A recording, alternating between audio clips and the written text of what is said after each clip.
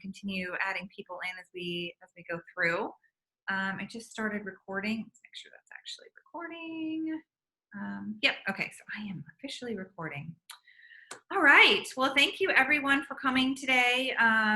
We have a few more people who I'm letting in as we go through this as well. Welcome to the Salesforce for Insurance Community Group for October of this year. Again, thank you all for taking time out of your day to come and spend time with myself and Pomi, who is my co-leader. Love to have you here, and we wouldn't be here without you. So just appreciate you and you taking the time to come and learn with us and in our group. One of the guiding principles that we have here at the Trailblazer community is just to make sure that we are succeeding together. So we are here to answer any and all questions that you have. If we don't have the answers, we are lucky enough to have connections where we can go and find them for you. I'm super excited to have Tom here with us, who is going to be going through, and he's a principal solution architect at Salesforce, and he's got a wealth of knowledge that he'll be able to share with you as well. I also would encourage you guys to talk with each other. Again, we're succeeding together. We're all here for a common goal of using Salesforce in the most innovative ways possible. So if you have run into an issue and have questions, please feel free to ask the group. If you have a group member who is asking a question and you've ran into it before, please be willing and open to potentially share your knowledge. Because again, this is all about community and all about trying to make each other better and lift each other up. So again, succeeding together for everyone. Just quick introductions for ourselves. This is the agenda for today. We're going to go over the Winter 21 release, and then we'll have a little bit of group discussion afterwards, and potentially close it a little early. We'll see how good we can get you guys going with some of the group discussions. So my name is Danielle Laffey. I recognize some of your faces already, so thanks so much for coming. I am the principal of Insurance Solutions at Silverline, which is a partner of Salesforce. I've been in the ecosystem for, goodness, since 2003, so for a very long time, and have kind of gone through a myriad of different industries until I finally landed on insurance as being the one that I feel like I could make the most impact on. So I'm loving that. I've been focused on there for a couple of years now, and yeah, I've been running user groups since 2008 and took over for this particular group about a year and a half or so ago. And I would love to introduce Pomi. She just joined us. For those of you who were on our call last time, she joined us last time for the first time. So excited to have her help. And do you want to do an introduction of yourself really quick? Yeah, sure. So I'm Pomi. I'm a co-founder of HIP10. We're also a Salesforce implementation partner. And as Danielle mentioned, so I joined about a month ago or so, and I'm super excited to be here. We have been focusing on insurance, and we only do the insurance industry with our partnership at HIP10. So that's a little bit about us, but we are trying to keep our group engaged on the Insurance Trailblazer community. So you'll see that I've posted a bit. I recently posted a poll about some of the things, some agenda topics that we could potentially cover as Danielle and I plan next year's various meetings. So if you have any ideas, want to take the poll, feel free to share it. We're happy to hear them. Awesome. Thank you so much, my dear. Excited to have you again. Okay, so I'm going to go ahead and kind of hand things over to Tom. Tom, you're going to take us away with some Salesforce Winter 20 release updates. Yeah, great. Thanks, Danielle. Let you take that on over. All right. So good morning or afternoon, everybody. As Danielle said, my name is Tom Everett. I'm a principal solutions engineer with Salesforce. Been with Salesforce for coming up on 7 years, which is ancient in Salesforce years.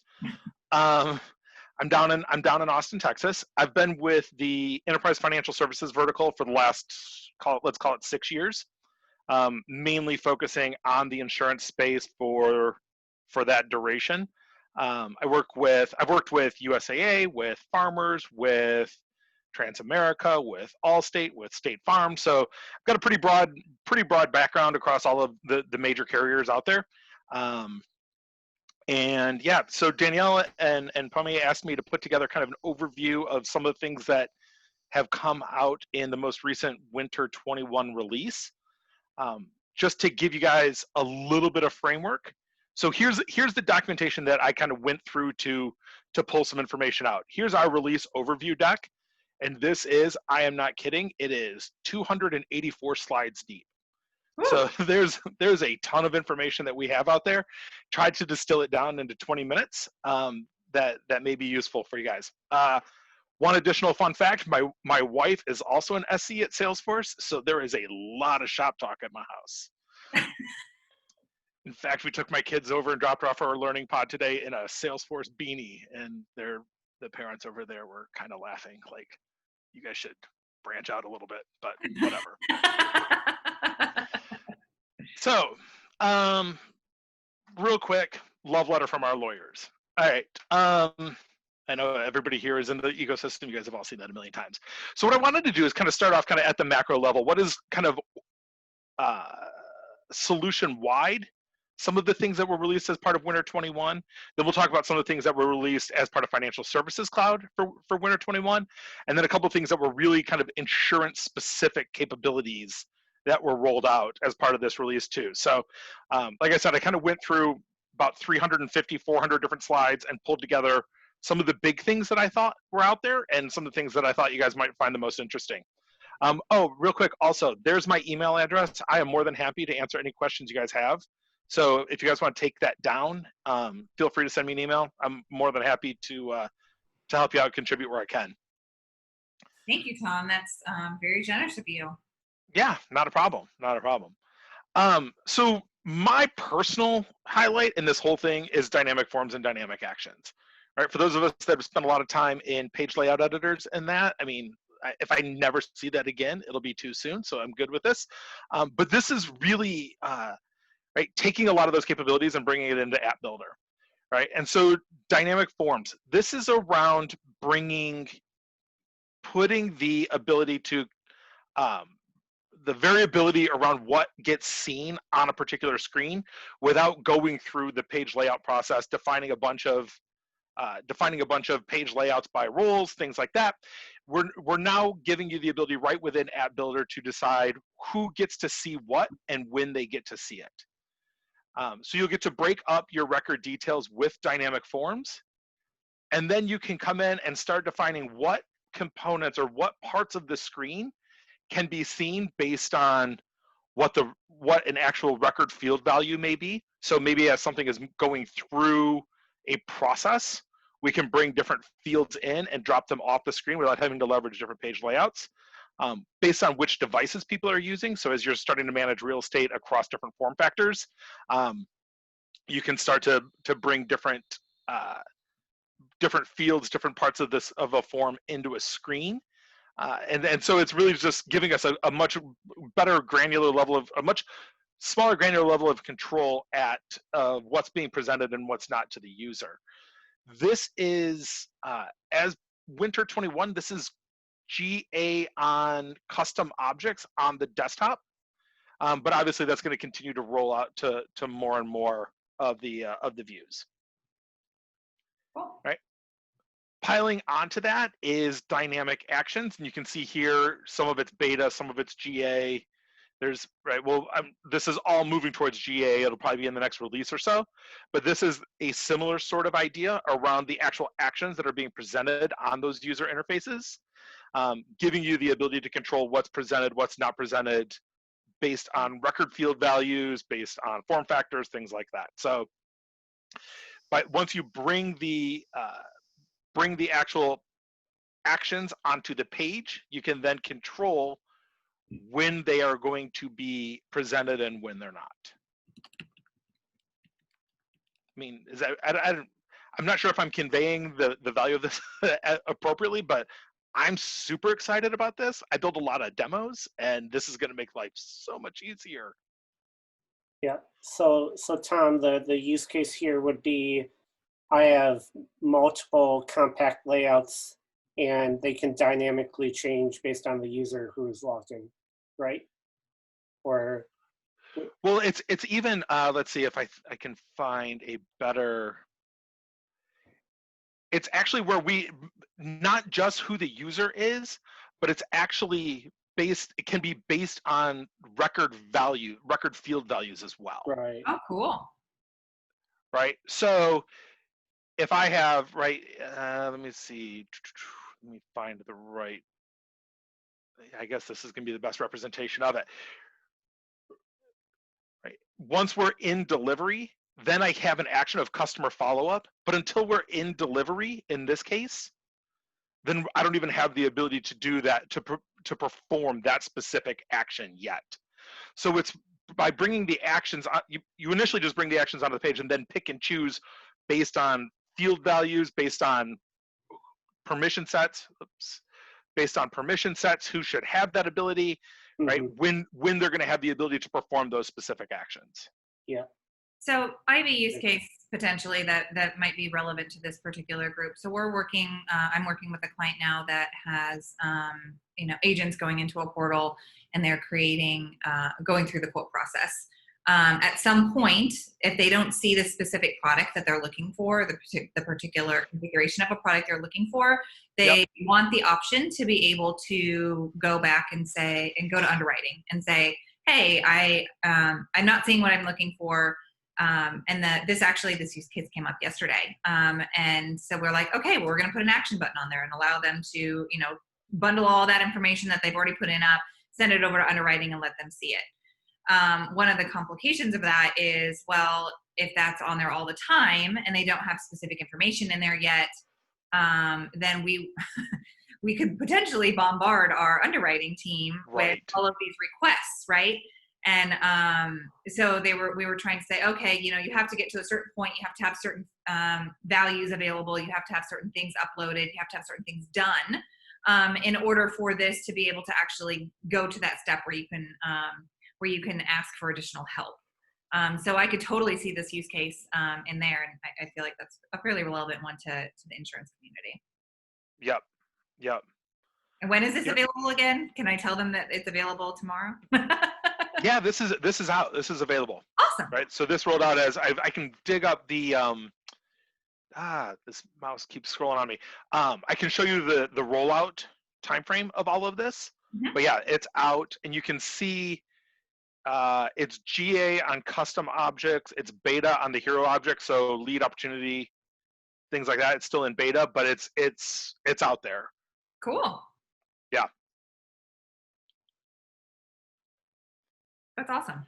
Yeah. So those are really, like I said, those are kind of the two big things that I think are a game changer for me and my customers and what I do. And again, I understand what I do is a little bit different than you guys from the standpoint of I crank out demos and build proof of concepts and things that only theoretically have to work once.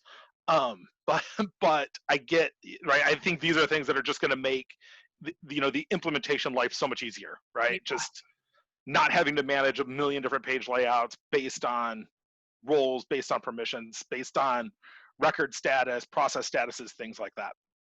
So this could even potentially make it so that you could cut down on profiles and things like that? Yes. Is that fair? Yeah. I said that. I may have responded in haste there.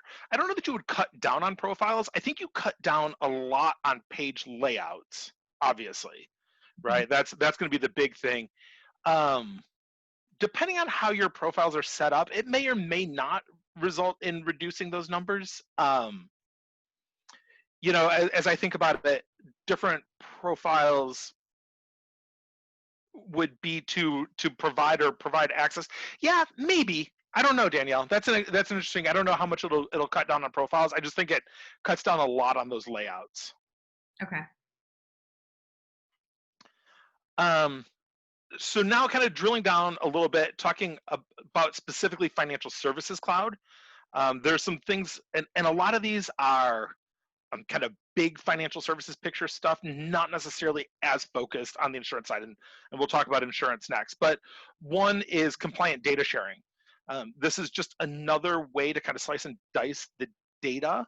This is big in capital markets, banking, things like that, where maybe different people have different roles per deal, and that defines what information they can see on those individual deals, right? So when we talk about, if I'm acting as a consultant on one versus a lead on the other, maybe I see different information in capital market deals.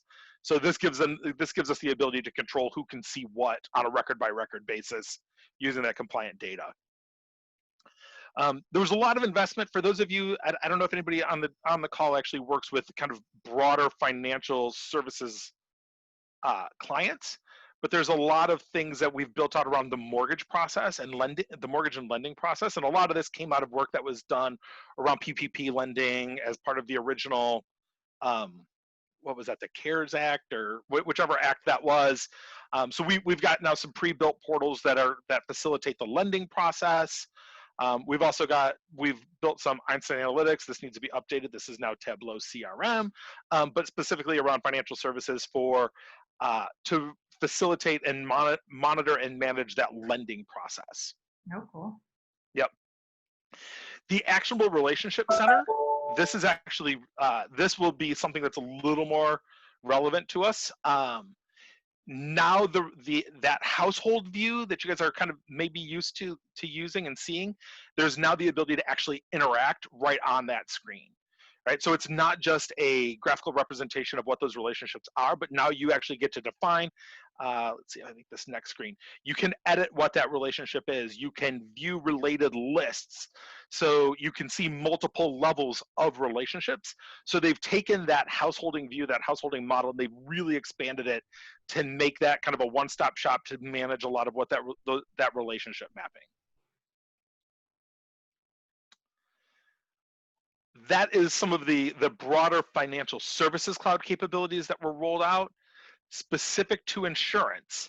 Account relationship support for insurance. So what this does is, this is actually giving us the ability to manage a more complex account hierarchy on the partner side. So the example you see there is a brokerage services organization that then has multiple entities underneath, and it's now giving us the ability to roll that information up across that account hierarchy on the outside as well. So if you have multiple agencies that roll up to a single agency, multiple MGAs that roll up to a single MGA, whatever that is, you can now model that out and get a more accurate view of what that entire distribution scenario looks like. I'm going to be completely transparent. I haven't used this yet. I haven't dug in to really understand what the ramifications of this is, but I do know that some of the agencies that I've worked with do have a much more complex structure than we were able to easily model in the past. So this kind of starts to build out on some of that. And to confirm, is this one on Financial Services Cloud? It is. Yep. Yeah, everything that we've talked about post dynamic actions, these are all specific Financial Services Cloud related things. We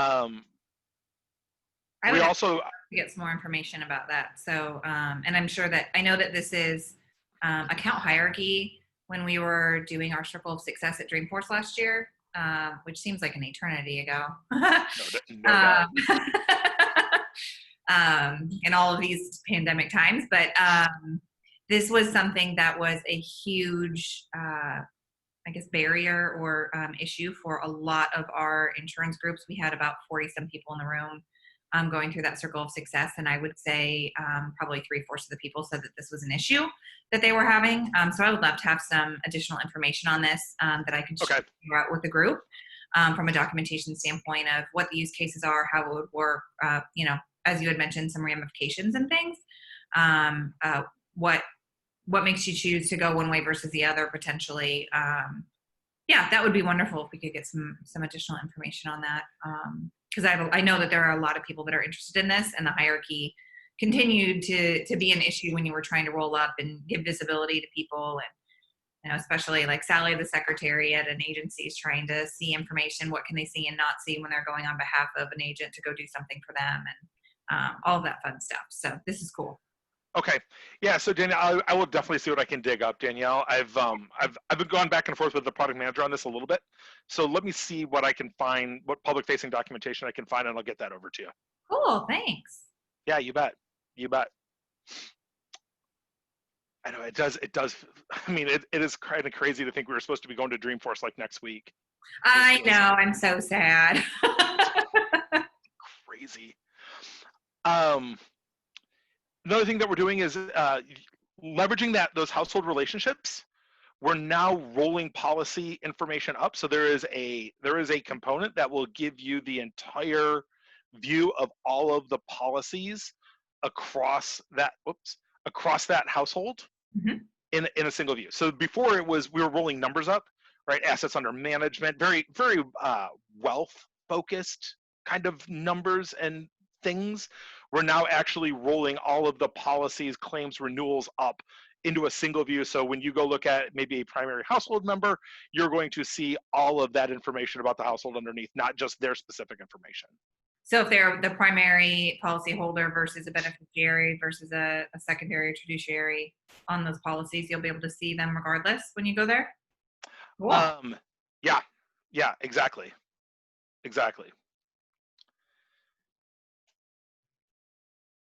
There are some enhancements to the policy component. So now you can tailor that policy info to your agent's needs. You can set up those filters so that only specific policy types are going to be available to particular agents. And then there's actually, now you can create a new policy directly from the policy component as opposed to it just being a reference.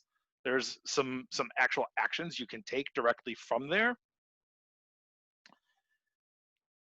And then finally, a lot of the FSC components that were only desktop focused before are now being published and are available to the mobile devices and the mobile users as well. Cool.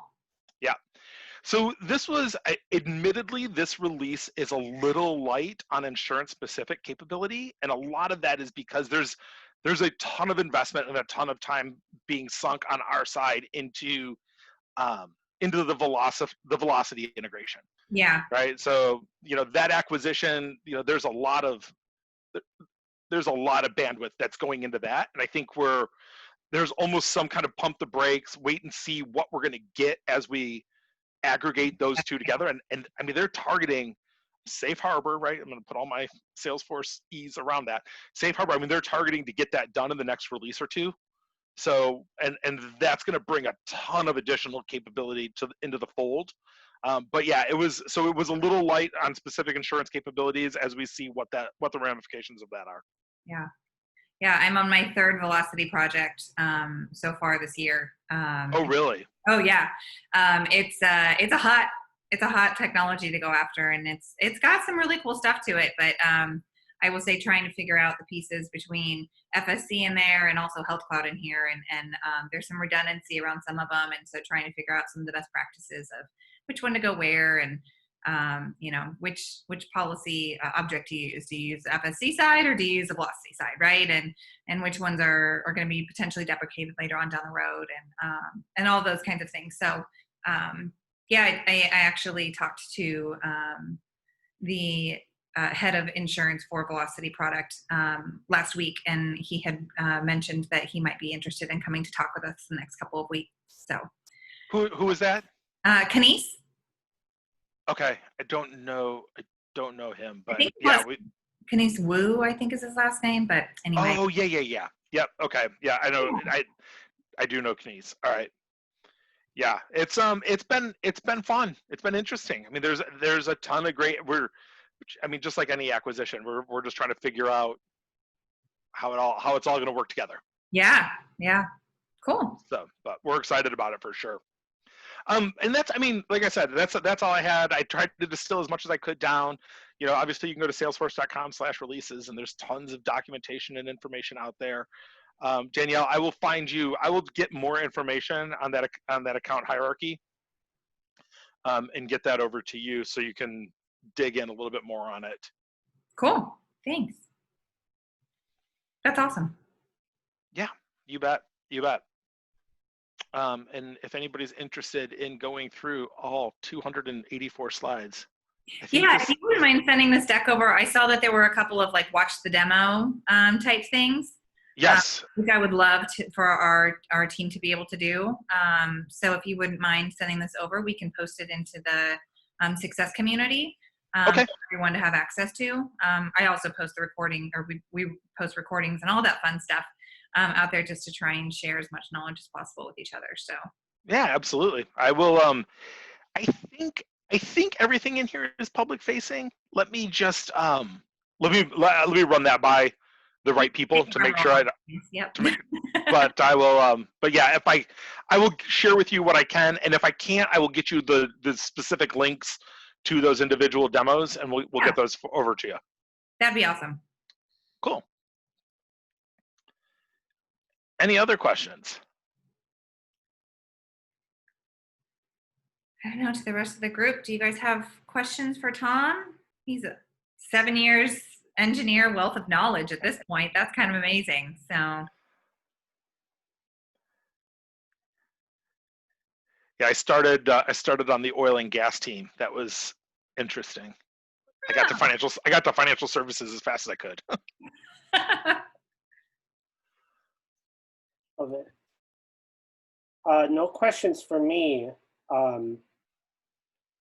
Yeah, I actually need to drop, but thank you, Tom. I appreciate it. Yeah, you bet. And like I said, feel free to reach out if you have any questions or anything, Evan. Will do. Thank you. You bet. Thanks for joining, Evan. Thank you, Danielle, for hosting. Of course. So it looks like we still have a couple of additional people on. Is there anything that you saw in the presentation that you guys are excited about, that you can't wait to use, might think that it's going to help you in some way, shape, or form, and one of the problems that you had from a business case scenario?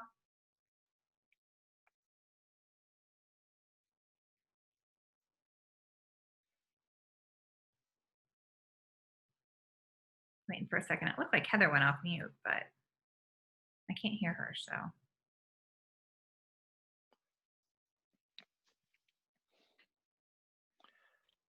Can you hear me now? There you go. Hi. Yeah. Okay, great. Sorry, I'm called in from my phone, but I'm on the computer, so Great. I had two mutes. I had to unmute both. Yeah, so one thing that I was sort of pondering was regarding the actions. We don't use Financial Services Cloud, so maybe one day we'll get there, but our implementation is mostly marketing and sales focused, and not a lot of interest thus far in the wider enterprise, where I think FSC would be more applicable. But Heather, as it relates to what group are you with? I'm with Legal and General America Oh, cool. in Maryland. Yeah, we're a Silverline customer. So regarding the global actions on the custom objects. Yeah. Like what do you imagine is sort of like the transition for that? So, should we go in and start updating our Lightning pages with the new capabilities, or like, I don't know, how are customers implementing this?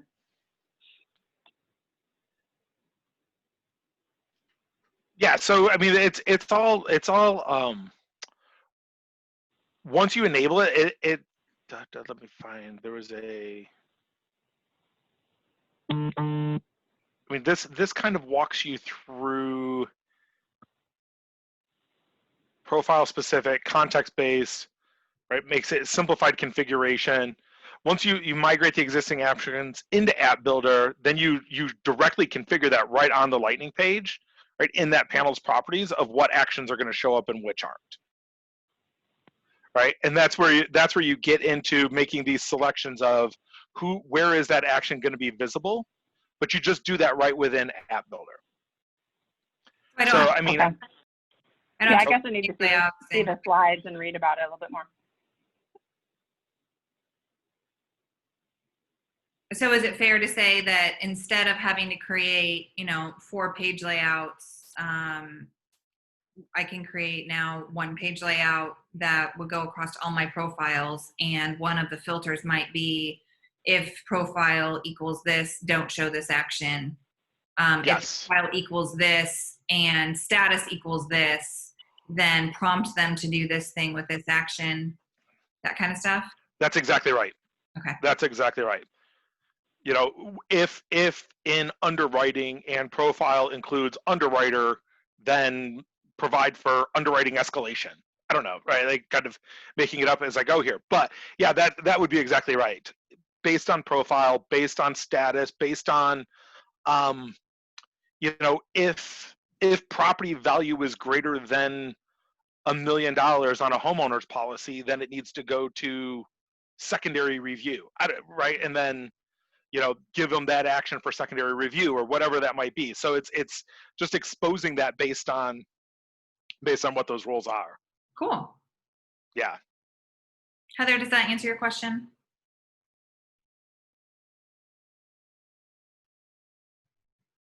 We can get you some more information too. Again, all of this, Yep. We're going to try and send as much of this as possible over in the group community. And if you have specific use cases, I'm happy to take that back to the group, or we can work with Tom or whomever to figure out how you might be able to leverage this particular component or piece in your implementation. We're here to help.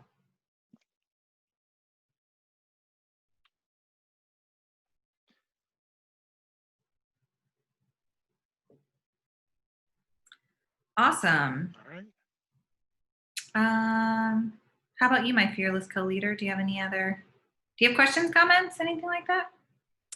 No, not many. No, I'm also really excited about the hierarchy. I think everybody trying to figure out how to showcase the hierarchy within the org has been a huge issue. So it was something I just kind of screenshotted and shared with my team, like, look what's coming. So yeah, I'm excited to get more information about that. Yeah, well, I will. I'll definitely dig that up and get that over to y'all as soon as I can. Cool. I do feel like that's one of those things. Like I said, you know, on the solution engineering side, I build demos, right? Like I build a lot of demos, and so I do feel like it's one of those things that is probably much more relevant to you guys on the actual implementation and functional and like long run kind of thing. So I just haven't had the opportunity to dig in on it yet, but I will get you the information that we need. Yeah, hierarchy is really, I mean, it drives so much. It drives visibility, it drives security, it drives commissions and structures, Yes. all of that fun stuff. It drives, it just drives so much. And it's crazy that, you know, linking a couple of accounts together and figuring out how they roll up to each other, the amount of impact that has. It just seems like such a small thing, and it impacts the entire business from beginning to end, honestly. For sure. For sure. So it's awesome that and I think that it's been something that's been a gap in the current Salesforce world with the best practice and how we should actually do it. So it's really cool that they finally, you know, saw that was an issue and heard the community at large and decided to go after it. So. Yeah, if you're saying 3/4 of Dreamforce attendees were saying that's an issue, I mean that's. Yeah, from our that's significant. Yeah, agent management and hierarchy structure and those kinds of things is a big. I mean, you know, there's full-on solutions that's just agency management. So figuring out how to enroll all that into Salesforce is it's been an interesting, fun challenge to solution for. Fair enough. So cool. All right. I don't have anything else. If you guys have anything else, we might be able to give a little bit of time back to folks. Nothing else on my end. Awesome. Well, thank you, Tom, so much for coming today. Again, to the group, we'll be getting all of this stuff posted to the Success community. We'll get this out on our YouTube channel and make sure that it's attached to the records and things in our community there as well. And we look forward to hopefully seeing you. I think that we're potentially looking at something next month based on some of the people who've asked that they might be interested in participating. So okay. Stay tuned for announcements. All right. Sounds good. Perfect. Thank you, everybody. Thank you. Thanks all. All right, bye-bye.